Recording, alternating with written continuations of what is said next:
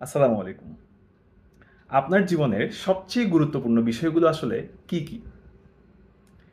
সবার ১ম এ যে জিনিসটা থাকবে সেটা হচ্ছে হেলথ।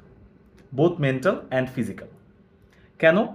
কারণ হেলথ যদি ঠিক না থাকে তাহলে আসলে বাকি সবকিছুই বৃথা এবং নিজের জীবনের বাকি সবকিছুকে অর্থহীন বলে মনে হয়।